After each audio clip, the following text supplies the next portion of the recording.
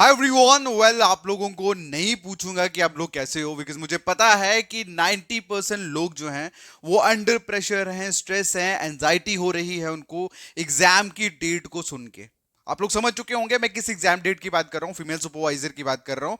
और इस female supervisor exam की डेट अनाउंस होने से 90% एस्पिरेंट्स को एग्जाम का इतना ज्यादा स्ट्रेस एंजाइटी हो गई है कि उनको समझ ही नहीं आ रहा कि उनको क्या करना चाहिए। ऑलराइट, वेल, इस वीडियो में मैं आप लोगों के साथ चीजें शेयर करने वाला हूं कि किस तरह से आप इस एग्जाम प्रेशर को या स्ट्रेस को हैंडल कर सकते हैं। ऑलराइट, तो चलिए फिर बात करते हैं। देखो, मैं जितनी भी इंपॉर्टेंट चीजें बोलूंगा आपकी प्रैक्टिकल लाइफ से रिलेट करेंगी, और अगर आप इसको फॉलो करते हैं, पूरी अंत तक देखते हैं, तो आपका स्ट्रेस 100% रिलीज हो जाएगा और आपको एक क्लियर कट रास्ता मिल जाएगा कि किस तरह से आपको काम करना है। ठीक है, देखो, सबसे पहले हम बात करते हैं कि कॉजेज क्या होते हैं स्ट्रेस के। सबसे पहले, अगर जो स्ट्रेस या प्रेशर हम लोग ले रहे हैं, एंजाइटी जो हमें हो रही है एग्जाम की डेट को सुन के, वो क्यों हो रही है, सबसे पहले ये जानते हैं। ठीक है, क्योंकि कारण पता होंगे तो ही हम सॉल्यूशंस बता पाएंगे। देखो, सबसे पहला जो मोस्ट इंपॉर्टेंट कारण है, जो 90% लोग, मतलब 90% लोगों को जो स्ट्रेस का मेन कॉज होता है, कारण जो होता है, वो होता है इमोशंस। देखो, इमोशंस जो है, आप मानो या ना मानो, इमोशंस हमारी हैबिट्स है। कहने का मतलब ये कि जब हम कोई चीज लॉन्ग टर्म के लिए करते हैं ना, चाहे वो इमोशन ही क्यों ना हो, वो हमारी आदत बन जाता है। जैसे फॉर एग्जांपल आपको एक चीज बताता हूं, जिन लोगों को सबसे ज्यादा स्ट्रेस या सबसे ज्यादा एंजाइटी या प्रेशर फील हो रहा है ना, ये वही लोग हैं जिनको अक्सर लाइफ में भी हर चीज को लेके बहुत ज्यादा टेंशन हो जाती है। आप इस चीज को मानो या ना मानो, क्योंकि स्ट्रेस जो होता है ना एक इंसान को, वो उसकी आदत बन चुकी होती है। ठीक है, ये जो स्ट्रेस वाला इमोशन है, ये जो एंजाइटी स्ट्रेस है, ये जो इमोशन है, ये आप लोगों की आदत बन चुकी है भाई। मैक्सिमम 90% लोगों की बात कर रहा हूं। 90% लोगों को एग्जाम से मतलब ही नहीं है।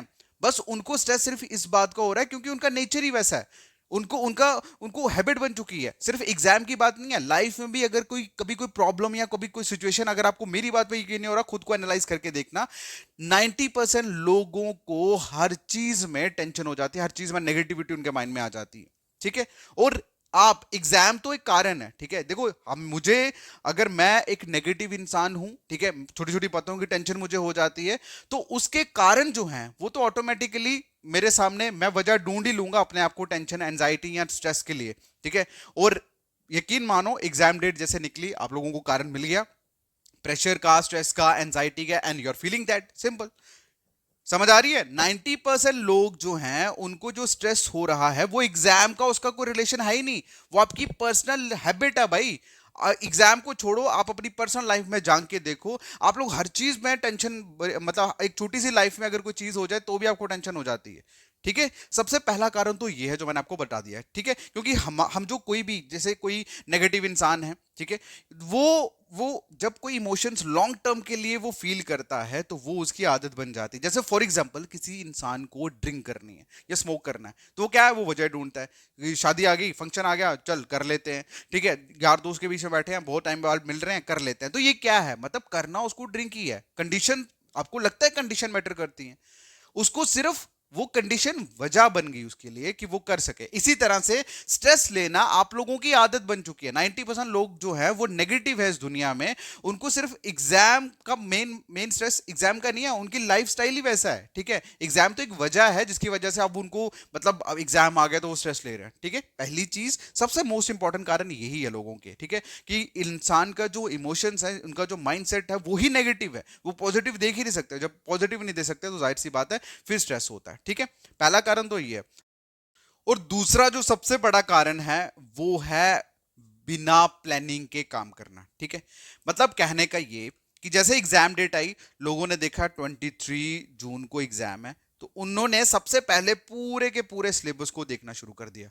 और पूरे सिलेबस को जब आप एज अ होल देखते हो ना, तो फिर क्या होता है, टेंशन पैदा होती है कि ये सिलेबस कब होगा, ये हम लोग कब करेंगे, ये तो छूट गया, ये तो रह गया, ये तो हुआ ही नहीं, ये जो मैंने पढ़ा था ये तो मुझे भूल रहा है, ये तो मुझे पता ही नहीं लग रहा मैंने क्या पढ़ा इसमें।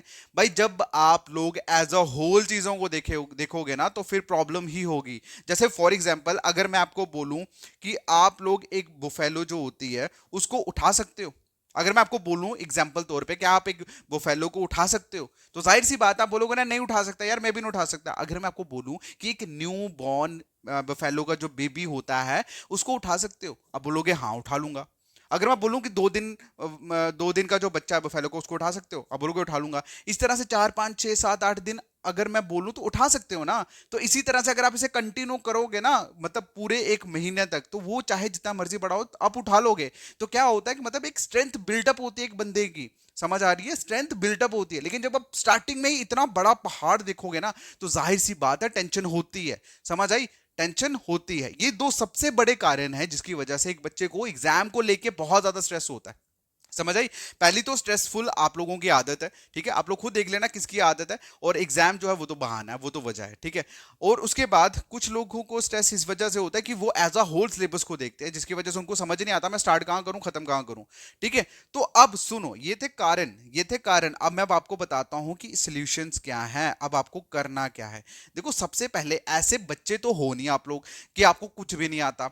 एटलीस्ट आप लोगों ने स्टार्ट करा है, ठीक है, एटलीस्ट आप लोगों ने स्टार्ट करा है। तो इतना मैं मान के चलता हूं कि 60 60 70 70% आपने हर एक सब्जेक्ट का करा होगा कि नहीं करा होगा, हर एक सब्जेक्ट का करा होगा भाई। अगर आपने नहीं करा, अगर आपने एक एक दो दो टॉपिक करा है, एक एक दो दो टॉपिक ही सिर्फ पढ़ा हुआ है, और उसके बाद आप सोच रहे हो कि मेरे पास कुछ ऐसे एमसीक्यूज आ जाएं, ऐसा कुछ आ जाए, तो दिक्कत वाली बात है भाई, ठीक है, दिक्कत वाली बात है। फिर तो मैं कुछ नहीं बोल सकता। लेकिन अगर आपने एटलीस्ट 50% भी हर एक सब्जेक्ट का पढ़ा है, तो उसको करना क्या है, सुनो। देखो आपके पास, अगर मैं अभी की बात करूं, आज अगर जैसे 23 है, ठीक है, हमारे पास अभी भी 27 28 डेज हैं।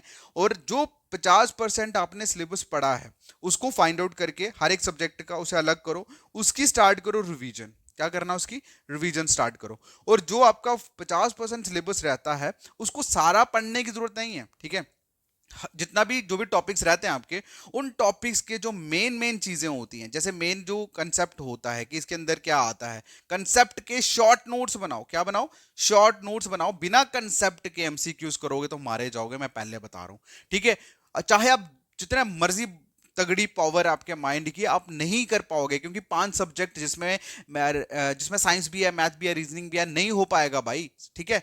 तो सबसे पहले आपका जो 50% है इसको लगाओ रिवीजन पे, इसको दो रिवीजन, ठीक है। और जो 50% रहता है इसको करना क्या है, इसके लॉन्ग नोट्स नहीं बनाने, इसके शॉर्ट नोट्स बनाओ, सो दैट कि आपको कंसेप्ट क्लियर हो जाए, ठीक है, कंसेप्ट का पता हो।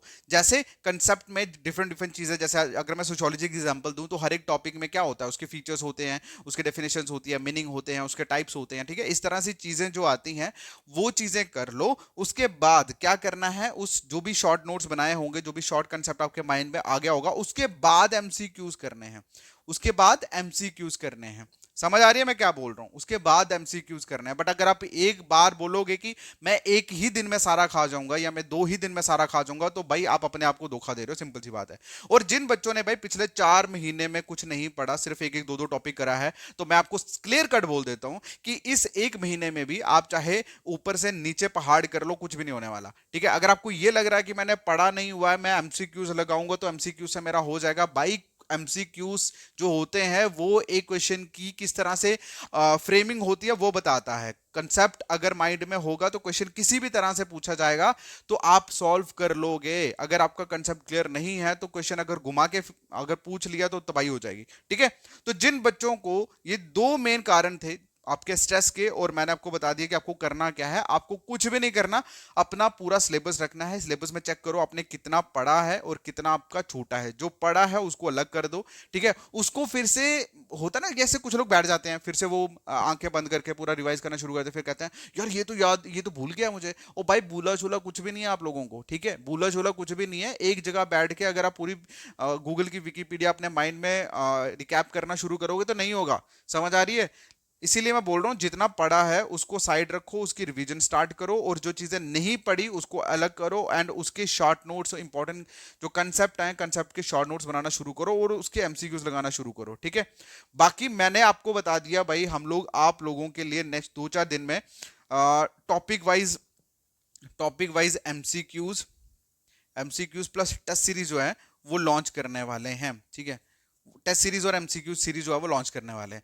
बट आपको एक चीज बता दूं कि बिना कंसेप्ट क्लियरेंस के अगर आप इस पे आते हो तो कोई फायदा नहीं होगा, ठीक है। कंसेप्ट क्लियर होना बहुत इंपॉर्टेंट है, उसके बाद ही ये चीजें आपको बेनिफिट देंगी, ठीक है। तो इसलिए स्ट्रेस लेना बंद करो भाई। स्ट्रेस में आपको पता है इंसान की एफिशिएंसी डाउन हो जाती है, पता है ना आप लोगों को। और ये स्ट्रेस लेना, अगर किसी बच्चे ने पूरा 100% भी पढ़ लिया ना और स्टिल अगर वो स्ट्रेस ले रहा है, अगर वो स्ट्रेस ले रहा है, प्रेशर ले रहा है, तो भाई एग्जाम सेंटर में आप लोगों की तबाही हो जाएगी। मैं पहले बता रहा हूं, एग्जाम सेंटर में 2 घंटे किस तरह से निकल जाते हैं स्ट्रेस में, आपको पता भी नहीं चलता। इसीलिए सबसे पहले अपने आप को काम करना सीखो, ठीक है। ये भटकना और अपने आप को, अपने माइंड को स्ट्रेसफुल करना बंद करो, और चिड़चिड़ापन जो आपके अंदर आया हुआ है इसको बंद करो। समझ आ रही है? आज ही पूरे प्रॉपर अपने बाइफ्रिकेट करो, डिवाइड करो, मुझे कितना आता है कितना नहीं आता। जितना आता है उसको रिवाइज करो, जितना नहीं आता उसके शॉर्ट नोट्स बनाना शुरू कर दो। और हम लोग नेक्स्ट 2-3 दिन में सब्जेक्ट वाइज एमसीक्यूज और टेस्ट सीरीज जो है वो लॉन्च करने वाले हैं।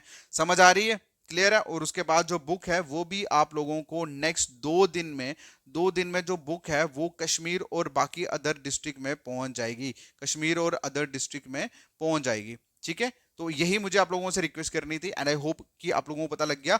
अब मैं आपको एक चीज बताता हूं कि जितने भी बच्चे जो रेगुलर वीडियोस देख रहे हैं, प्लीज आप एक काम करिए, इस वीडियो की डिस्क्रिप्शन में जाना, वहां पे आप लोगों को हमारा व्हाट्सएप प्लस टेलीग्राम ग्रुप का लिंक जो है वो मिल जाएगा। और इस लिंक पे क्लिक करके हमारे दोनों के दोनों व्हाट्सएप और टेलीग्राम ग्रुप जो है वो ज्वाइन कर लो, सो दैट कि आपको सारी के सारी जो भी मैं लेक्चर्स डाल रहा हूँ, जो भी कुछ कर रहा हूँ, आपको इन्फॉर्मेशन मिलती रहे। ऑलराइट, बाकी ऑल द बेस्ट। ये वीडियो कैसे लगा कमेंट करके जरूर बताना। ठीक है, बाय बाय।